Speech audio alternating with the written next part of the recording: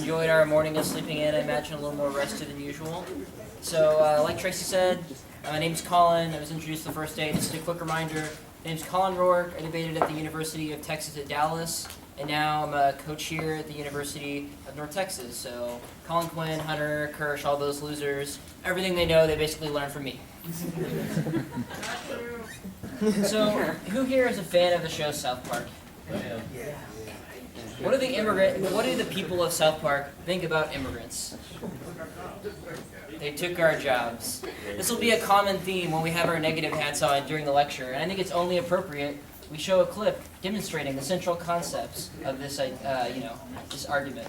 Yeah! They took our jobs! They took our jobs! They took our jobs! They took your jobs! They took your jobs! They took your jobs! They took your jobs! They took our jobs!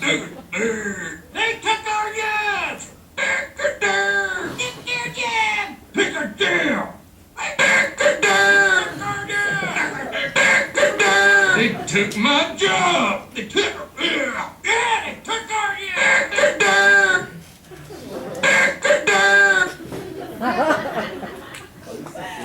I'm trying to get this on to show up on both screens. Does somebody know how to do that? To clone it? Is that the button?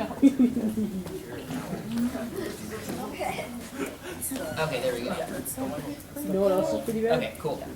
So, a little bit funny, but I think it's an interesting way to start off. And I've always wanted my own angry mob. So the way we're going to do this portion of the class, they took our jobs. They took our jobs. This portion of the class, they took our jibs. And this portion of the class, so all together now. They took our jobs. Okay, you get the idea. There will be a few cues in the lecture for you to all, become angry mob, assemble. So, kind of an agenda or roadmap I'm going to set for the lecture is we are first going to talk briefly about the immigration process, how people both legally and illegally enter the United States. Then we're going to be getting into some impact areas, a thing we in policy debate are also very concerned about. How are we going to get to nuclear war and extinction? The topic countries in terms of the current immigration policies we have towards them, potential affirmatives, potential disadvantages, and lastly, topicality, and then we're going to get into the immigration reform disadvantage and how it kind of interacts with a lot of these issues. So some simple definitions, this isn't going to blow anyone's mind. Immigration means to enter and settle in a country or region to which one is not native. Nobody's heads blown up yet, I imagine. Get that? Okay. There are two ways this can happen. But before we get to that, some motivating factors. What are some reasons people might want to immigrate to the U.S.? To take our jobs. To take our jobs, yeah. Yeah, it's going to get a little violent. You just have to, yeah. I don't exactly have a good arm, yeah. More stability. U.S. is more stable. Yeah, more kind of political and social stability. Yeah, somebody's going to lose an eye. I'm planning on it. Other factors. It's a state depression. Yeah, you already kind of said that. Like, get away from the cartels. All kind of similar things. I think we can group this in the pool of things that are messed up in our home country. Yeah. Although kind of has an activity that if they can't find food or jobs, they can't find a place to live. Yeah, we're kind of getting to some economic issues, social and political issues, something different maybe. Change of location? Huh? They want to location. They They just don't like the scenery. study abroad. Yeah, so education. That's kind of a different answer. I'm looking for different stuff. Kind of be creative with it. One more over here. To escape political. Yep, already been there. Sorry. One more. To go with where their families are. Yes, family is the main one I was looking for. Yes. Okay, so everyone kind of got the main issues I think we can isolate. So we have better economic opportunities. I think that's a big umbrella that a lot of different people touched on. Political and social repression or instability. Family, you have relatives in a certain country, you want to move there. Education, and of course marriage and love and all that good stuff. So, the first kind of way people can enter the country, or the first category, I think, is legal immigration. And this involves the visa process.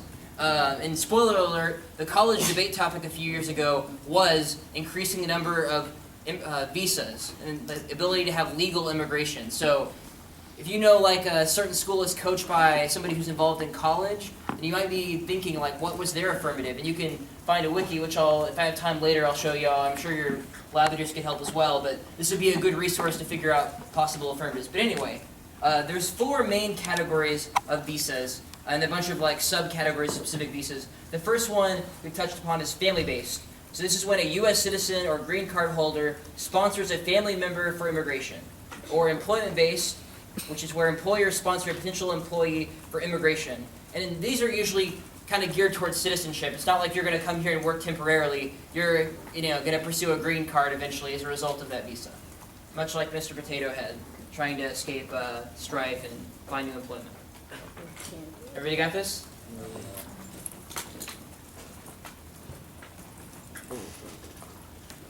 Now we're good?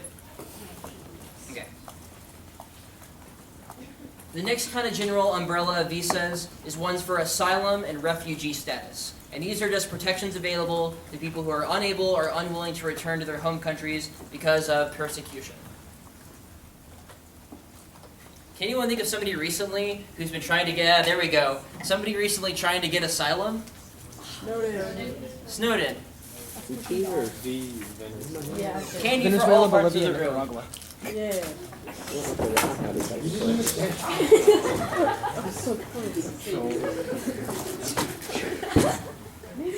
Non-violence, non-violence, please. There will be other opportunities.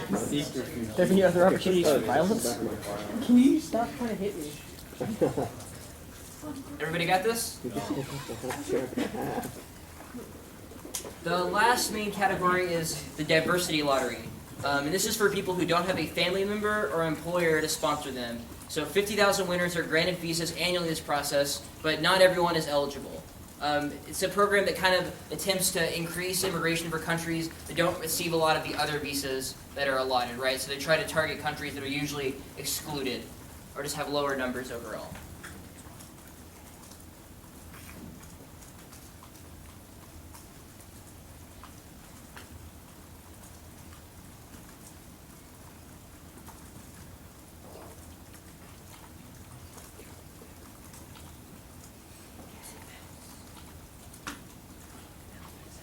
Everybody's got that?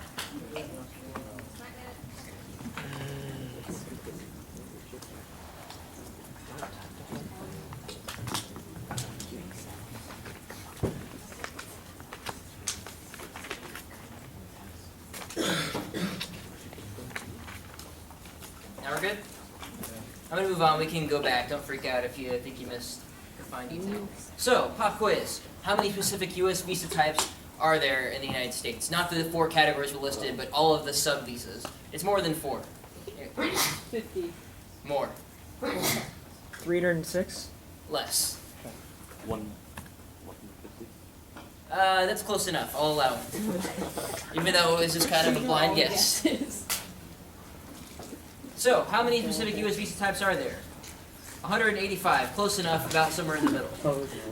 I thought it was 146, but, you know. Oh my gosh, that's a lot, right? Who thinks 185 different affirmative cases would be a lot to handle? You read a plan type.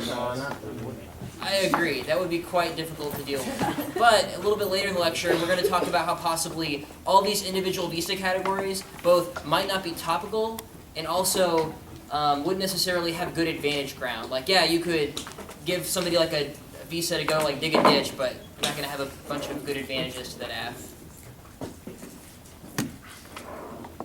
So, legal immigration, the second main way people can enter the country. And the definition of this is pretty simple. Migration into a country without the proper documents to do so.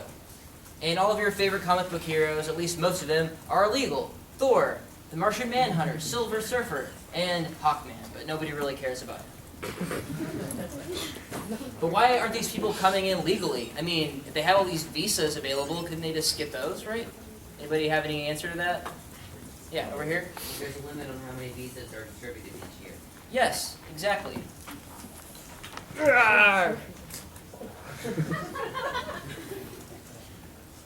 He hit it right on the money. So, visa limits. There are a number of different restrictions on the ability to get these visas, one of which is annual caps. There is an allotment for how many visas they can specifically give out.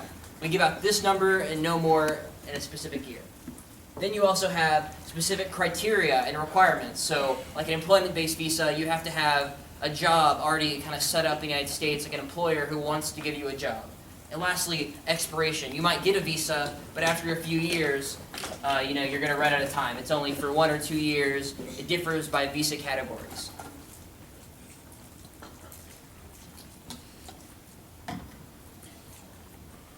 But we create a special exception for superheroes. This makes sense, everybody? You still typing? Okay, I'm going to move on. We'll come back if we need to. So, illegal immigration by the numbers. Who's the picture of this guy at the bottom? Data. Data. Yes, it's a pun.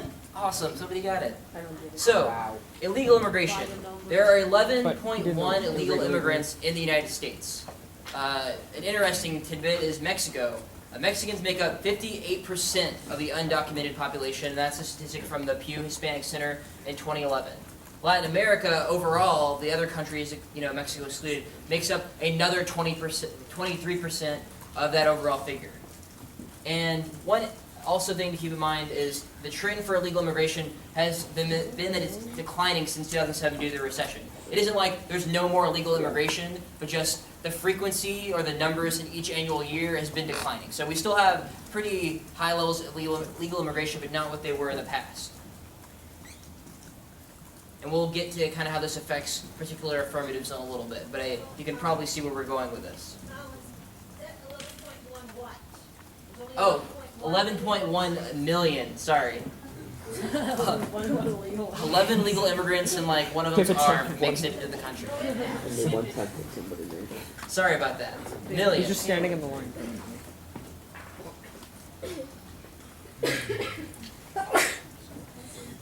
You're full. Everybody got it? Okay. So legal immigration by the numbers.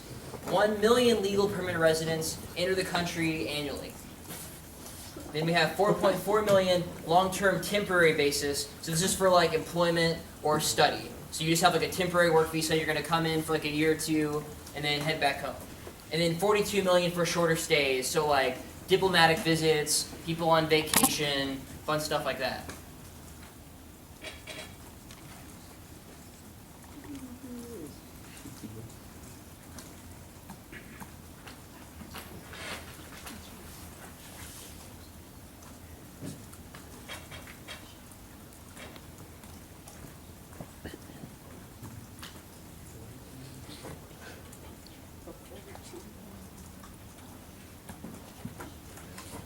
Y'all got that?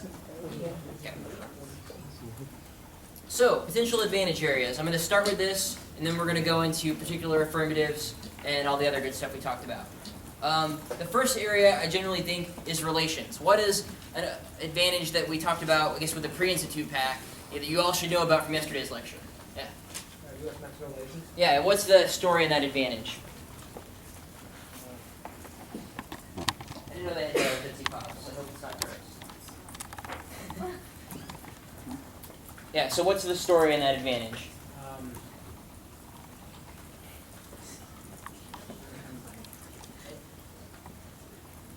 Somebody else want to try and explain it? Was it the hegemony one?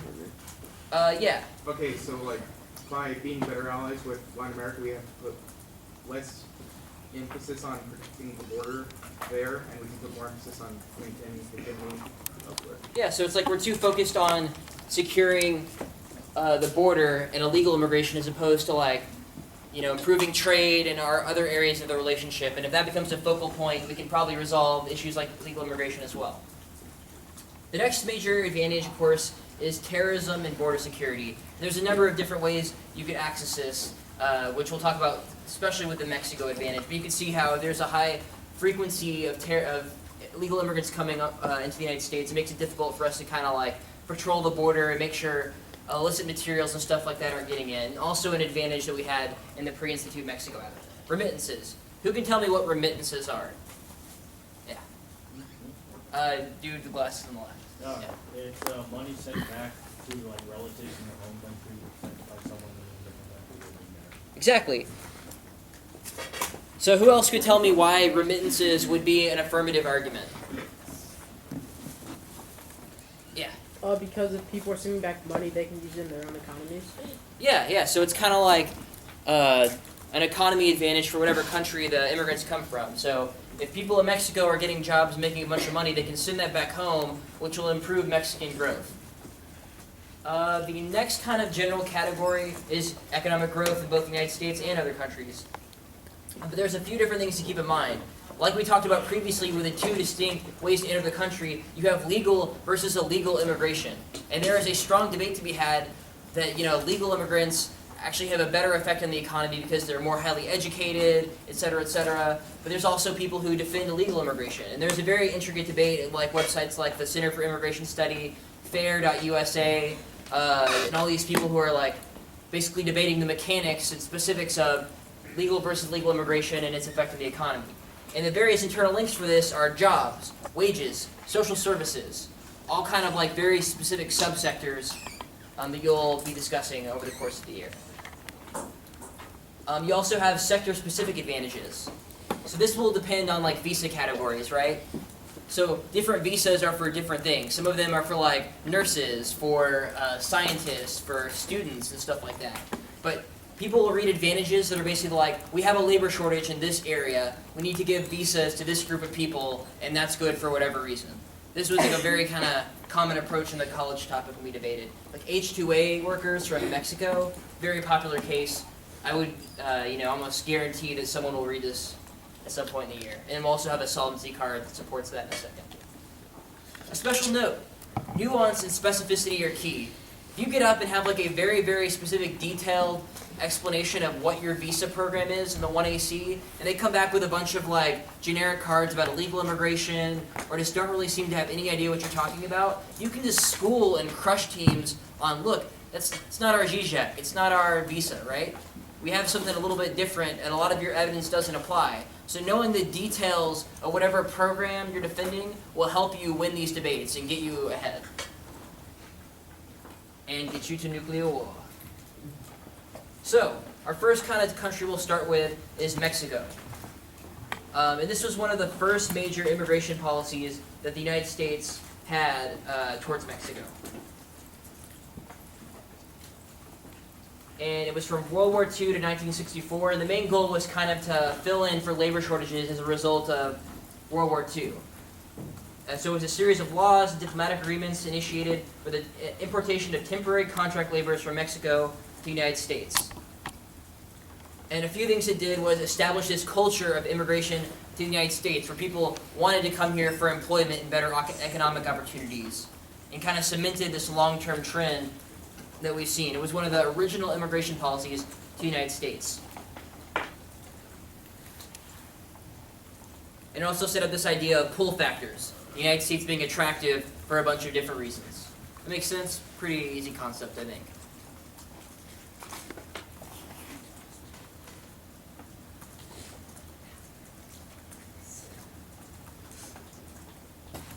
We're all good? Today, Mexico makes up the largest share of U.S. immigrants of any country of origin. A few special things to note about this are 60% of all unauthorized immigrants to the U.S. come from Mexico. That means more undocumented immigrants than any other country come from Mexico. 62% of all Mexican immigrants in the U.S. are undocumented. A few other things to note. This is all based off a study. I don't want to come off as super racist or anything. But based off a survey from this BRIC in 2011 report, it was him and a bunch of other people. I can't remember what specific website, but the education is the lowest formal education of any immigrant group, relative to other countries. But they have a very, very high workforce participation rate. So these people entering the United States are definitely getting jobs and working.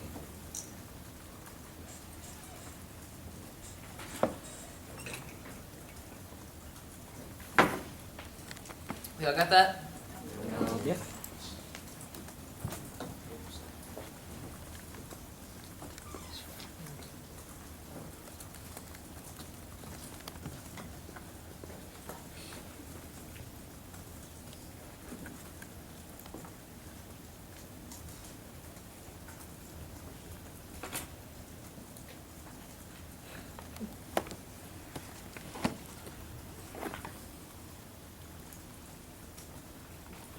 Now we're good?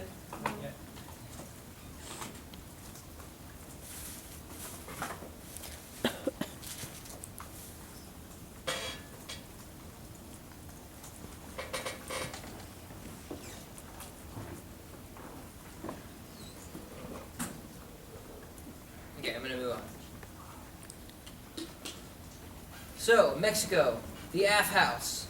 First, we're gonna start with inherency, harms, and all that good stuff. The problem with the status quo, much like the pre-institute affirmative, there is too much focus on border security of the relationship and not enough on kind of improving routes for economic engagement, trade, etc., etc. And also a lack of avenues for facilitating this legal migration, as we'll see in a second with specific solvency advocates. But this is kind of, I think, the general story for what the affirmative is going to be talking about with Mexico.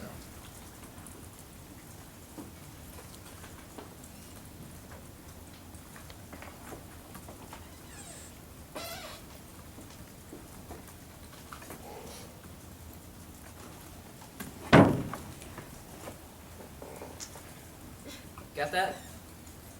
Yeah. Okay. So I think there's three general approaches that Mexico affirmatives will kind of take towards debating immigration. Option number one is opening U.S.-Mexico immigration. And these will primarily be cases that say legal immigration is good and illegal immigration is bad. So they'll do things like remove bureaucratic obstacles in the immigration process, adjust immigration laws to permit greater flow of immigrants from Mexico. And a simple example of this would just be to adjust the visa levels. And we'll have a very good solvency advocate in a second, you'll see. But these are just affirmatives to facilitate legal immigration and claim that if we were to do that, it would decrease the incentive for people to migrate illegally, because now they have a different option.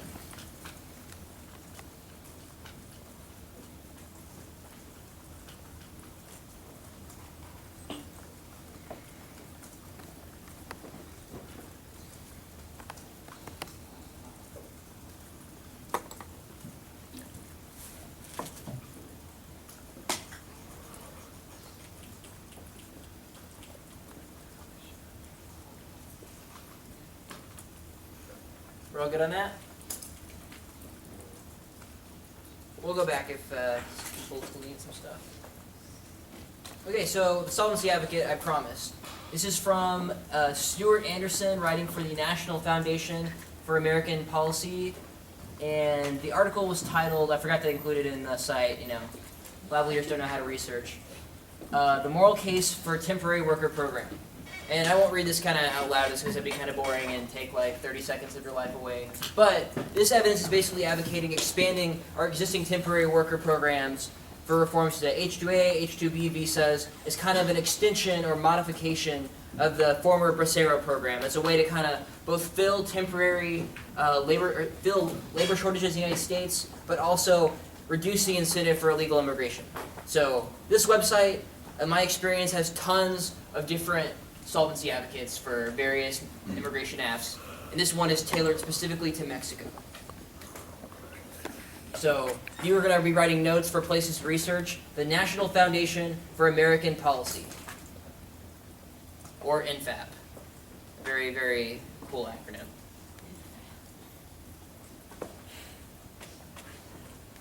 And you shouldn't be typing this out word for word. That'd be ridiculous. Got that? Get the idea? Any questions about this? Cool. The next kind of thought I had is potential affirmatives could also be a quid pro quo. Who can tell me what a QPQ is? Yeah. We'll do something, but you have to do something else first. Yeah, exactly. And this was probably covered in a few of the different lectures. Oh, that was way off. The idea is we are going to offer you something, but only on the condition that you do something else for us in return. So this was a counterplan read on the immigration topic, but I think also a potential affirmative that has the U.S. offer a quid pro quo or a bargain with Mexico to increase temporary worker visas in exchange for improved security cooperation to fight terrorism and things like that. Does anyone think this is topical? Does anyone think this is not topical? Over here, why do you think that? I don't think the program should be able to have this. I think you don't need that then to automatically pass and go through it. I think that's a kind of interesting point, but does anybody think the initial offer itself could be the form of engagement? Yeah. I think that these type of quid pro quo condition apps are topical because like what you said, the offer was given that the condition X was given as an offer, and that under fiat you can go under some type of advantage that you initially did engage with them and offer this condition to them. So it's economic engagement. As long as we get economic engagement to the target state, then it should be topical.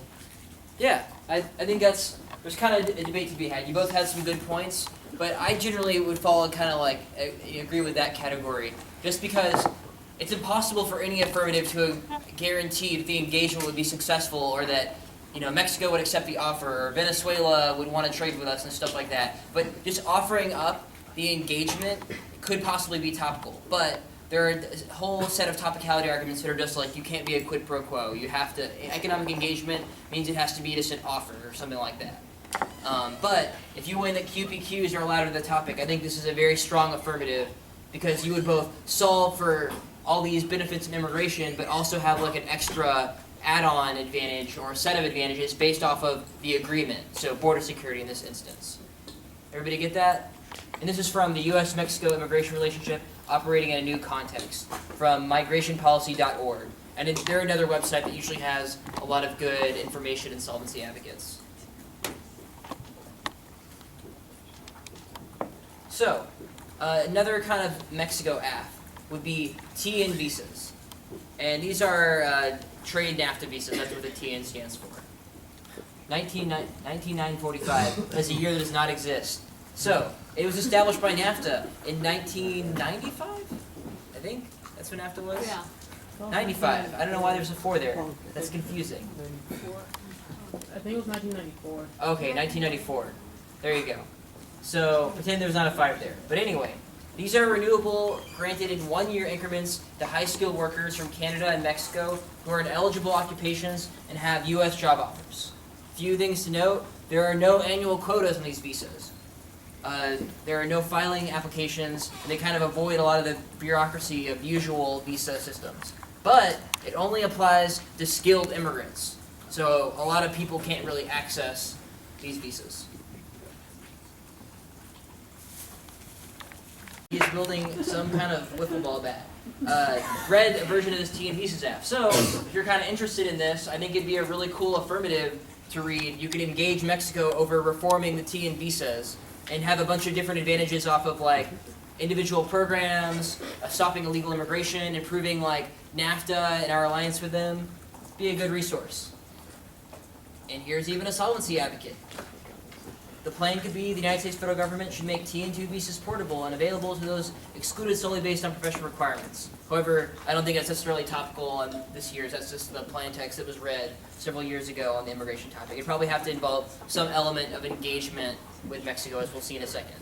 But this is from TN Visas, A Stepping Stone Toward a NAFTA Labor Market by Arrhenius and Streitfeld. And I've never heard of the Streitfeld dude, but Pia Arrhenius, that author, is Pia a guy or a girl? I don't know.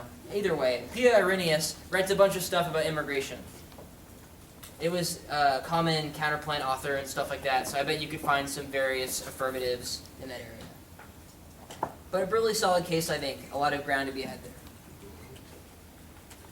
Pia Arrhenius is a girl. Good to know. Candy, sir. I like your style. That's not good. Thank you. Okay, option 2. Make immigration unnecessary for the affirmative. These cases, I think, will simply argue that illegal immigration is bad. And the way these cases will go about it is expand foreign aid and trade benefits, and maintain current levels of immigration instead of allotting new visas and stuff like that. An example of this, there are a few that this camp is even producing. Economic investment, and trade. The NAD Bank is what one of the Mexico labs is working on. Our lab is working on the Economic Investment Fund, which is like doing public works and different projects inside Mexico, developing the energy sector, transportation, education, et cetera, et cetera. So if you reduce the income gap and make Mexico, create more jobs, create better income, they won't have an incentive to come here illegally, which would solve a lot of those problems. Everybody get that? What's up? What is the NAG there? The NAD Bank? Somebody from that lab want to elaborate? Or yeah. I'm not from the lab, but it's North Yeah, American you want to talk Development about Bank. it? It's the North American Development Bank. It pays for a bunch of environmental protection projects on the border, and there's also a lot of evidence that says it could be used to pay for other things on the border. It could be expanded. I know that's what their plan is going to do. But yeah, and anyone from the Sarah, Gonzo, Collin, Quinn lab would be able to elaborate on that. I think she covered it a little bit yesterday, but it's essentially just a way for us to improve investment in like environmental projects and also border security. So, option 3 is improving border security. Illegal immigration is bad. They took our jobs. They took our jobs. Great. Okay, so these kind of affirmatives will expand efforts to coordinate border security with Mexico to actively prevent illegal immigration. An example of this, of course, being the Pre-Institute Camp App, which improves ports of entry. It shouldn't be points of entry. And this works with border infrastructure. And with that quid pro quo example we saw a second ago, that would also be an app that would improve border security. But coordinating with Mexico to kind of solve these problems could potentially be an affirmative. I imagine you'll see a bunch of different mechanisms to solve border security and illegal immigration.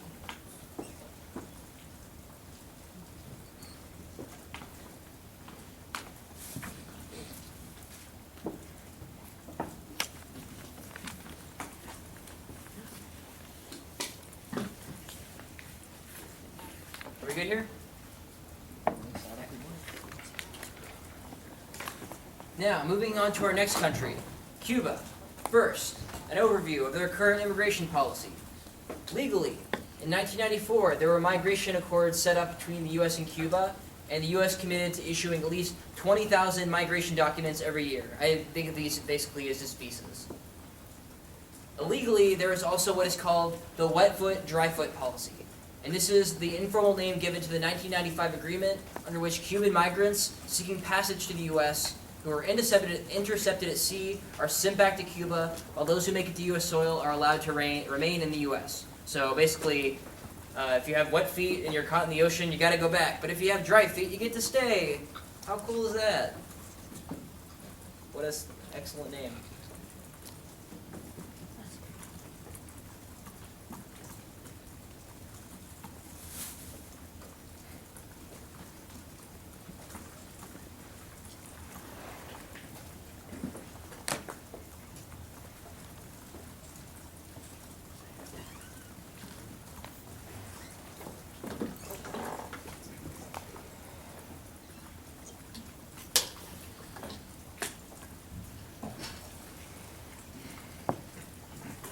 Okay.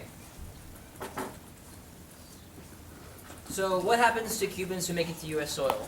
After 1 year, they're eligible to apply for a change in legal status that makes them eligible for an immigrant visa, permanent residence, and eventually U.S. citizenship.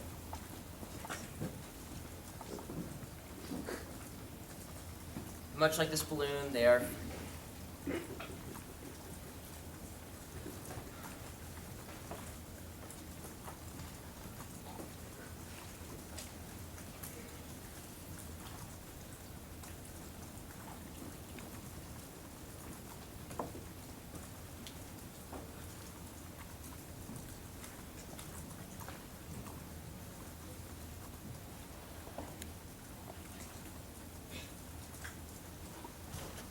Got this?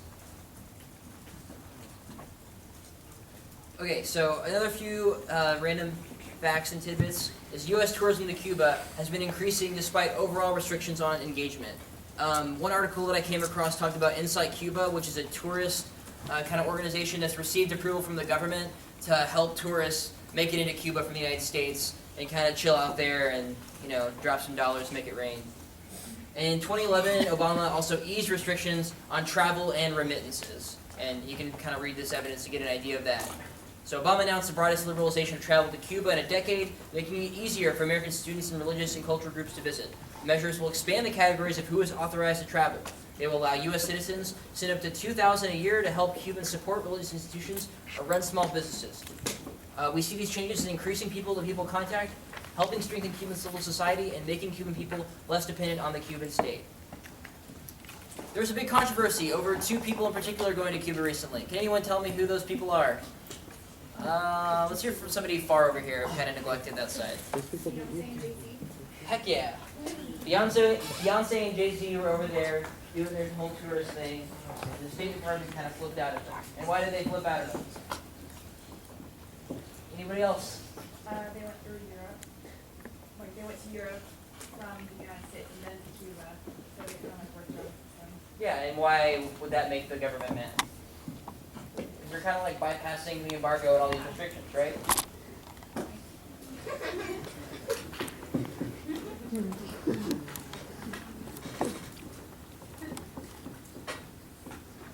So if you want to read that article, it's Obama loosens travel restrictions to Cuba. That's just one of the many articles I found. It's already kind of happened and everything. So, Cuba, the AF House. Solvency advocates and potential affirmatives. I found one good article that had a series of different proposals for how we could both loosen travel restrictions and also increase migration. It was called People First, the Cuban Travel Ban, etc., etc. You can go read that article. I think it'd be a good springboard for other potential apps. Another thing recently, there's been kind of discussions of migration talks. In previous years, we've had meetings with Cuban officials, government representatives to kind of streamline and resume migration at a higher level. And Obama and Cuban officials have kind of agreed, starting on July 17th, to have these migration talks. Does anybody think it'd be good to pay attention to these? Yeah, so in addition to an affirmative, what else could it potentially do for the AF?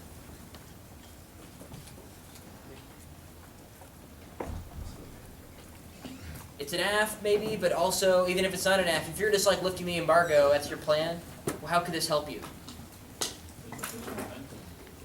What's that? You said something like Yeah, I think that's one way. I'm thinking of one really like special way that would be very beneficial. Somebody else want to take a crack at it? Counterpoint? It could be a counterplan if you just don't lift the whole embargo, but one main thing I'm thinking of that would be really, really awesome. Nobody else? Okay. Oh. Would it like show whether or not they're interested in trading? This is the same kind of thing we mentioned earlier. So what I'm thinking about, yeah. Is it like the quid pro quo thing? We lift the embargo if they agree to have these talks? Not necessarily. Although I think that's one kind of area of discussion. But what I'm getting at is that this is good linking for your affirmative. If we're already engaging Cuba in other ways, then there probably isn't a lot of linking for just general engagement bad disadvantages, right? Because we're already reaching out to them. Obama's focused on these migration talks. He's having special meetings to like diplomatic capital, politics. I think that could potentially hurt a lot of linking for those disadvantages. Does that make sense? So we're already engaging Cuba, we just haven't lifted the embargo yet, which we think is key to solve the plan. So you could probably keep up with this, and by the time your first tournament rolls around, there's going to be really good solvency advocates, I think, for what we should be discussing in these migration talks and potential offers, forms of engagement we could have. In addition to these migration talks, what else are we talking about in this meeting? A resumption of a certain service, maybe? Yes. The Postal Service? Yes, the Postal Service, and not the kind of weird indie band, but the Postal Service, mailing stuff back and forth to Cuba.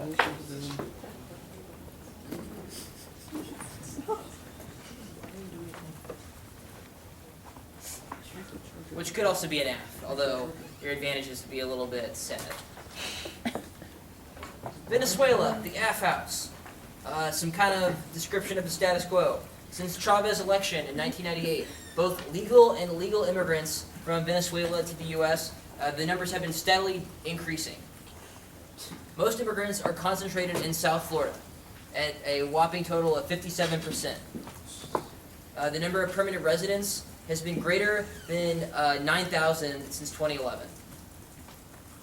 And kind of the uniqueness argument or explanation of this is going to be Venezuelans are seeking residence in the U.S. due to perception of political instability, all the kind of turmoil and stuff that we've talked about in lab and previous lectures. And that was one of the main migrating factors we mentioned earlier in the lecture, right? So people are kind of fearful of what's going on there. They're motivated to move to the United States because they'll feel more secure and everything.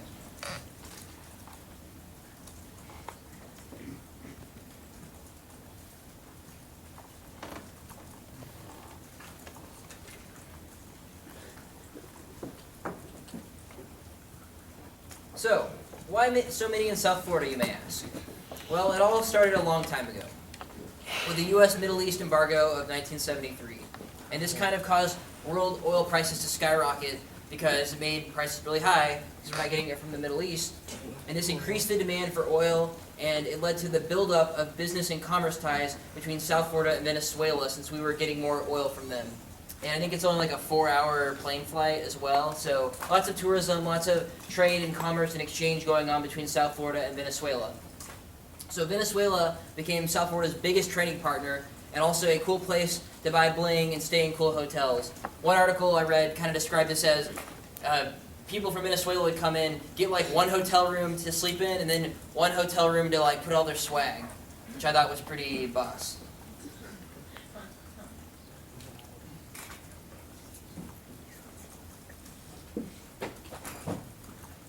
But it became like a site for a lot of people from Venezuela to kind of come and work and stay, etc.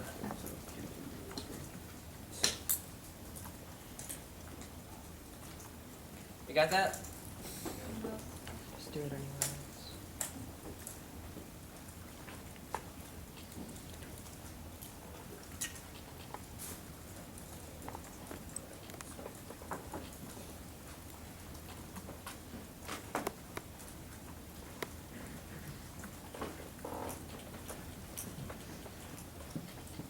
Good now?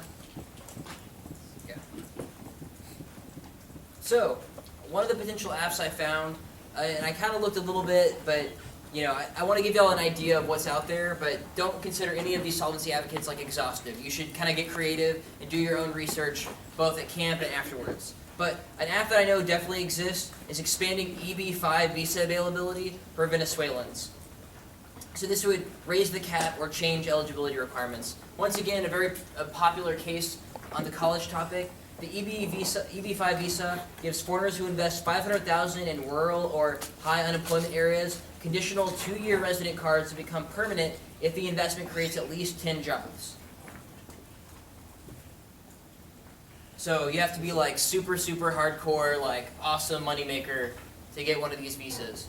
But they're in pretty high demand, and there's predictions of there being very accelerated demand in the future for these, and they're going to fall short. And there's tons of advantages, I think, to this particular app. You could have like different sectors you say the investment will take place in, the U.S. economy and jobs, etc., etc. But a pretty cool app, I think, and I found several dozen articles about this. And if you want to find this particular one, it is from the Miami Herald. For Venezuelans, a long history in South Florida. You can just find it in Google. The Googles. You got that? Okay. So, for all countries, we will be talking about the negative house now. Put your negative hats on. The brain drain DA. Who thinks they can figure out what this is about? Yeah. Oh, one of my people like Javari skiing immigrants leave their country, so like the country they were in like doesn't have Yeah, exactly. It's basically the argument. Oh man, that was like right on your head. Here, consolation prize. Okay, so the brain drain disadvantage simply argues that if you import a bunch of legal immigrants, that's going to decrease the number of skilled workers back in their home countries. But there's a finite amount of workers, and you might improve the U.S. economy, but you're going to cause all these bad problems for Mexico's economy and Cuba's. etc., etc. So the impact of this disadvantage would be a collapse of whatever sector you claim to solve in the United States and back in the home country. And the cards are usually pretty good for this disadvantage. It'll be primarily against legal immigration apps.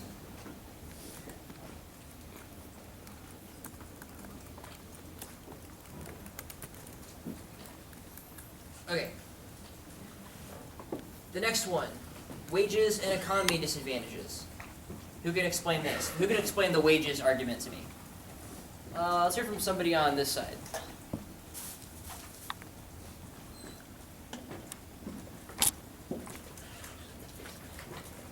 Somebody on the side. Nobody? Come on, it's pretty straightforward. Yeah. Yeah. They're gonna take our jobs.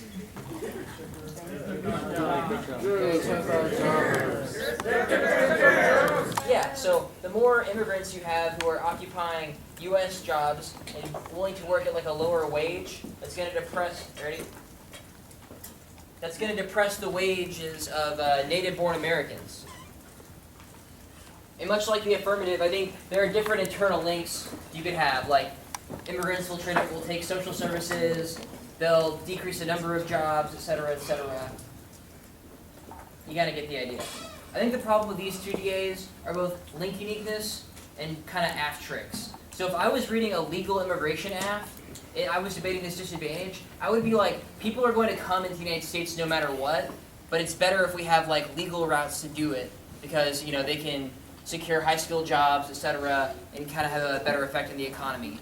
But it's like, they're going to come in no matter what. It's a better option if we give them a legal opportunity, or if we maybe were to help solve some problems internally into these countries. Does that make sense? There's definitely some link uniqueness issues, because there are a ton of immigrants coming into the United States right now.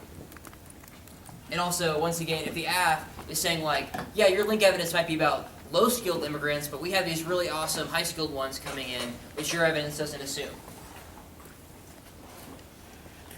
Politics. This one's pretty self-explanatory. We've debated this dissad. I'm sure it all overlaps at this point. But I think the link cards are usually pretty spectacular for this disadvantage, related to all these AFs.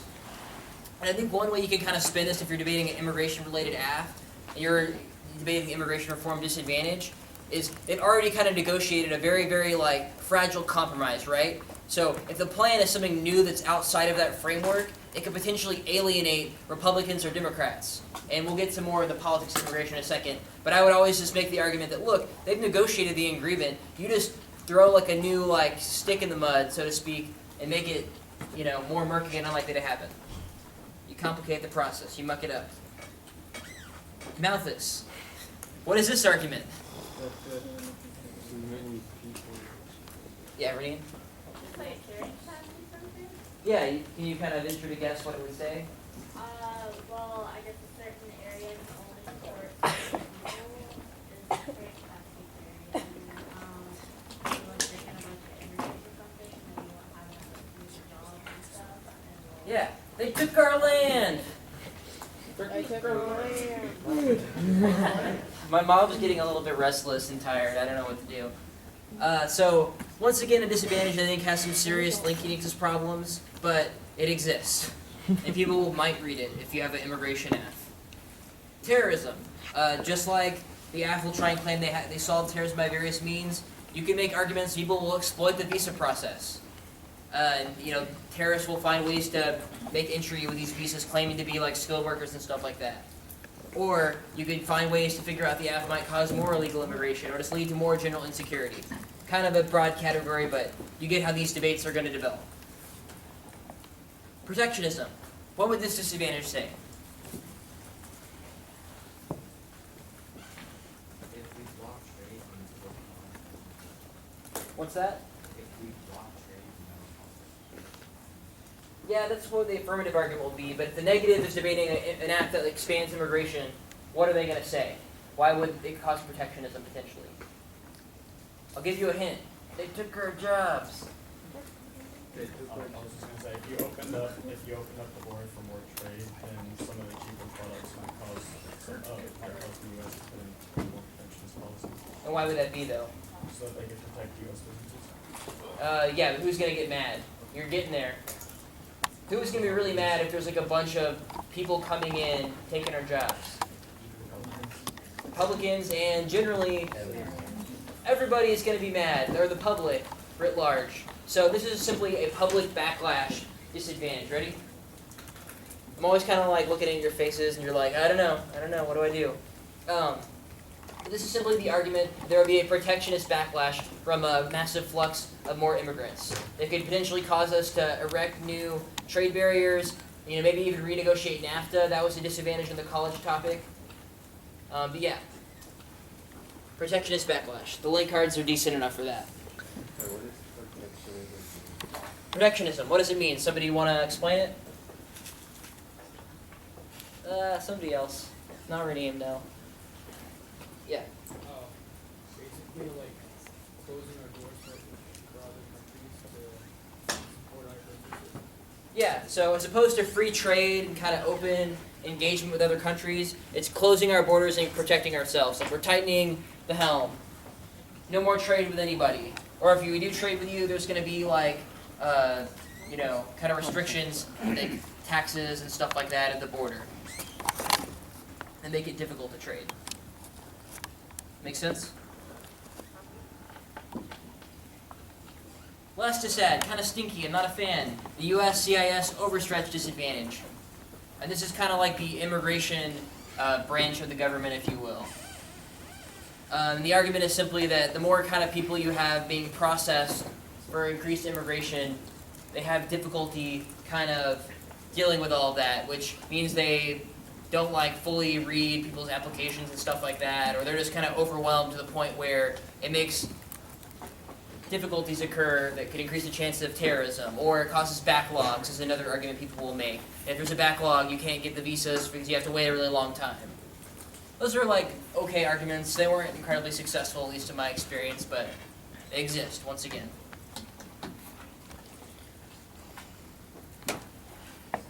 We good on all this? Any questions about this broad list of arguments? Okay. So topicality. We're going to talk about how to exclude apps that just expand visas. Like maybe they target Mexico or Venezuela or one of these countries, but don't have any engagement component. I think you can make the argument that economic engagement means the plan has to be government to government.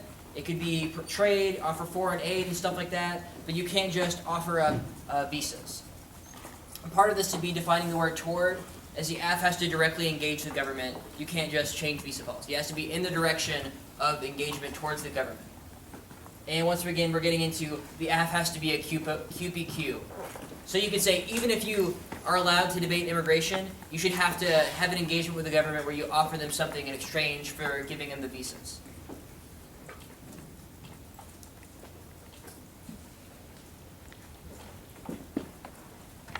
And we'll probably have topicality arguments as well produced at the camp. Will help you get this idea. And you also have really good arguments about limits. So allowing effectually topical cases like this could allow for virtually everything the U.S. does that affects the international economy. So the idea is just that if you allow any case just that expands these visas and claims that would be a form of engagement, it might affect our ability to engage with them in the future, but increasing the offer of visas might not be engagement itself. It could allow for any of these things to just result in improved engagement. This is evidence-less. And you all have access to this as well in case you want to go back and cut these cards. So the affirmative house. I think you could counter this by saying towards just means in the direction of. So we don't have to directly interact with the government. We just have to be in the direction of helping our engagement with them. It doesn't have to facilitate us talking like the Mexican government. It could be low-level engagement. We have some evidence that says migration policy is an example of economic engagement. None of these cards are spectacular, I'll be honest, but they're kind of getting at the idea of immigration and how it relates to economic engagement. Richardson evidence says that we should engage Mexico in the context of immigration reform. Don't worry about it. Like I said, we'll get access to these. I'm kind of wanting to get some stuff at the end. And lastly, we have some more cards that talk about economic engagement with these migration talks with Cuba that we've discussed previously.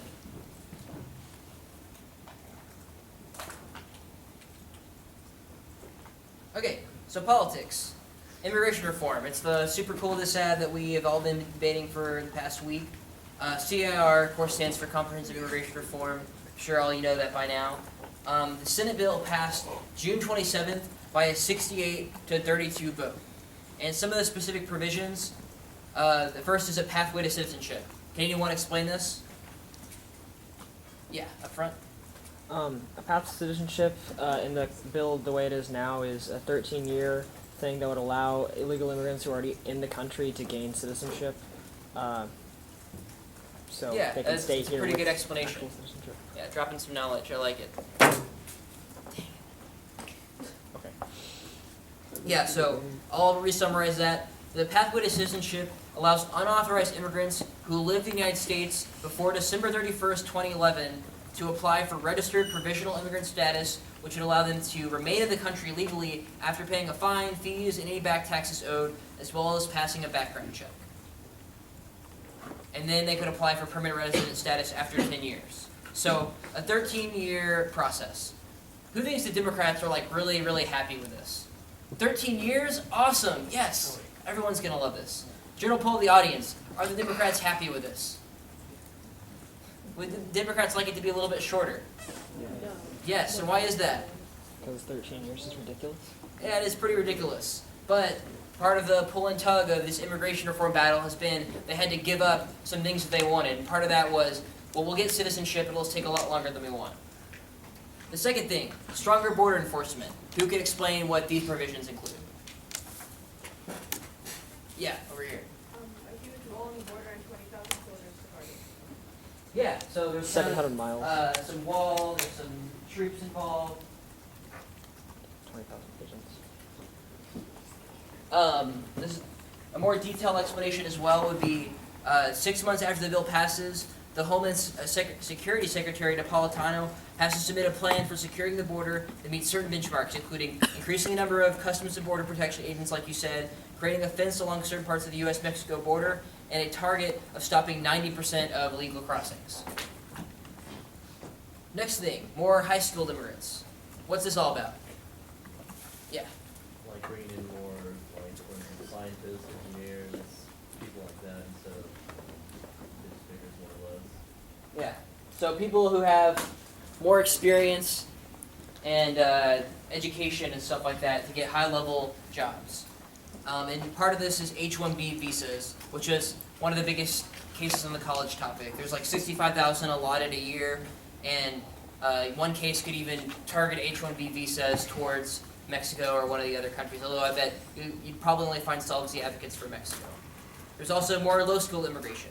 So there was a compromise between business and labor groups that provides changes to the existing guest worker program, and the agreement resolves what wages should be paid to workers who are often employed at hotels and restaurants or on construction projects and brought in during labor shortages. What about the border security trigger? What's that? Nobody? You can probably Google it relatively quickly. Everybody starts typing. I like it. 10, 9, 8, 7, 6, 5. Nobody? Okay. So the border security trigger basically sets up this 90% apprehension mark as a hard trigger before the path to citizenship can be enacted. So it's another kind of restriction. Until they verify that we've encountered or reduced 90% of this legal entry into the United States, the citizenship provisions won't kick in, which also makes the Democrats really, really mad. Now, politics for immigration reform in the House. The GOP controls controls the House by 234 Republicans to 201 Democrats. Why does this create a problem for the Senate immigration bill? Yeah. Because the Senate immigration bill is mostly backed by Democrats. Yeah. So a lot of this stuff like citizenship, even though it's really watered down, the Republicans are still adamantly opposed to it. So Republicans have voiced problems with nearly every provision in the Senate bill. Part of this is not enough border security, economic fears, the "they took our jobs" mentality. They took on. And lastly, of course, objections to citizenship. Is this idea that you're just kind of giving people a free pass. They should have had to go through all the legal channels, but now you're just like giving them a free ticket. They're not following the rules. That ain't cool. Now, for what's next in the House. This will be covered in an update in a few days. It'll come out. That, will get you really on top of what's going on in the Senate debate and how it's going to affect the House. Given that all of our evidence is a little outdated. But Representative Goodlake, who is chair of the House Judiciary Committee, wants to improve border security first and then work on citizenship and illegal immigration. The reckoner of destruction for the Senate immigration bill. Here he is. How scared are we?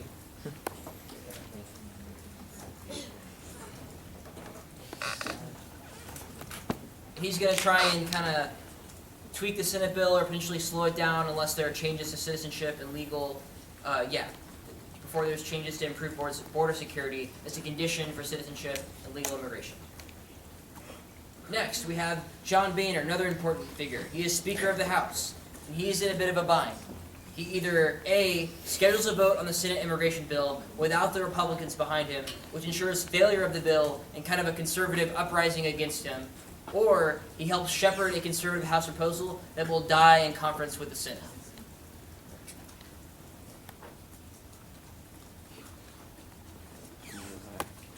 Yeah, I was checking if there's anything left, sorry.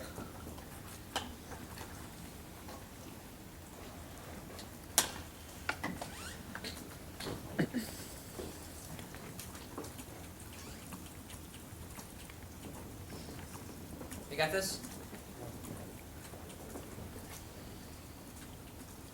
So, some general comments for the negative. I think that the politics disadvantage, immigration reform, could be a potentially good status quo counterplan. Who thinks they can explain what this means? No? Nobody? I talked with a few people about it yesterday. What's up? Like the status quo is going to solve the issue, so we should just stick with the status quo. Yeah, but I guess what would the negative story be? What do you mean the status quo? But let immigration reform pass. Yeah, exactly. So, if immigration reform passes, it could solve a lot of these advantages. There's good evidence that says, a lot of Latin American countries are very supportive of this, so it could affect relations. It could improve the economy by allowing for more workers. It could solve for illegal immigration by creating a path to citizenship, etc., etc. So, when you're debating the politics disadvantage, you can just read a piece of evidence related to each affirmative advantage and have look, if we win our disadvantage, then it solves the case. Immigration reform is going to pass. It's going to probably do a better job than even the affirmative. Is an argument you could make. The next thing, of course, is strong link arguments, especially against Cuba and Venezuela. I think, the links are pretty excellent. And it'll be different for Mexico, I think, just because there's link uniqueness issues. And also, I think particular apps have a pretty good link turn arguments. But you'll probably win a link. The affirmative House. Starting off, who thinks that immigration reform will pass? Some version of immigration reform. Probably about a third of the audience. Someone from the it will pass side. What is your argument? In the back, you raised your hand quickly.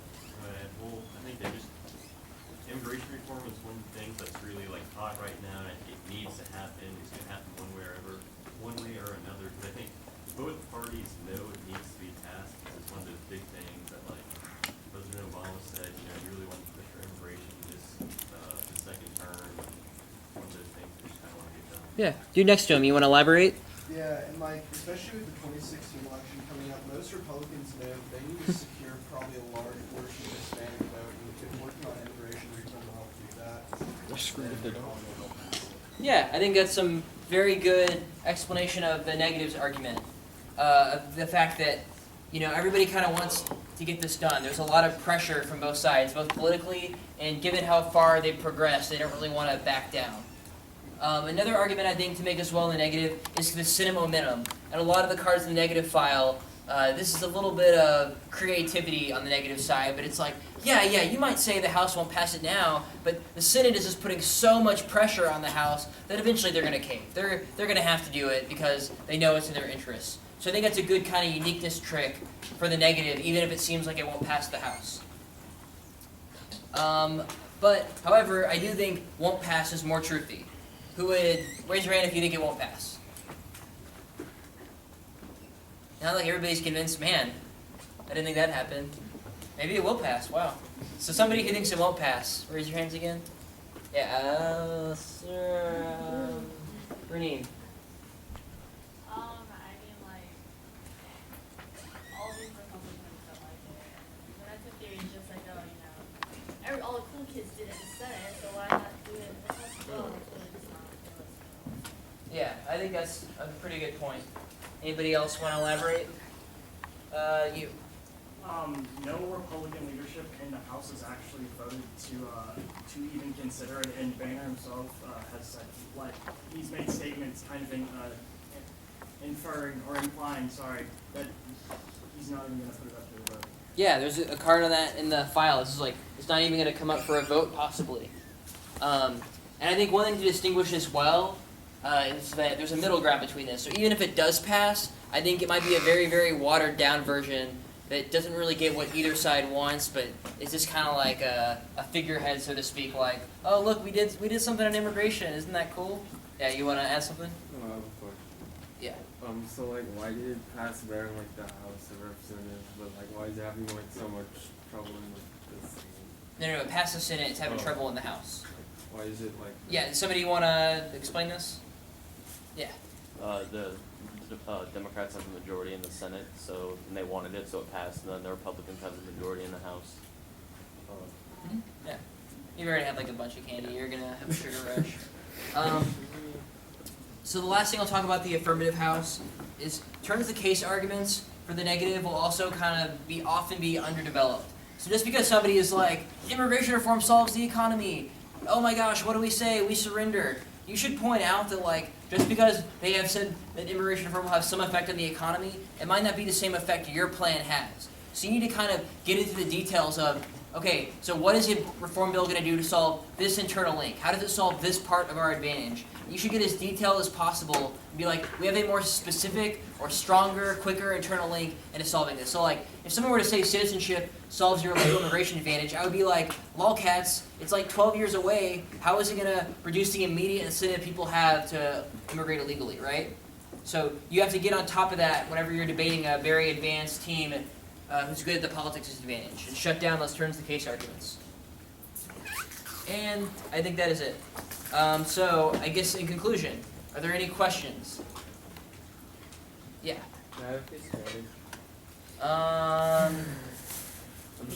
I'm worried about the slippery slope. There's like 5 pieces left. If you did get a piece of candy and you're like, I don't know, really opposed to the Butterfinger or something, or allergic to peanuts, come and we'll trade and negotiate. Any other questions related to the content of the lecture? Yes, no? Okay. You're a wonderful audience. Goodbye.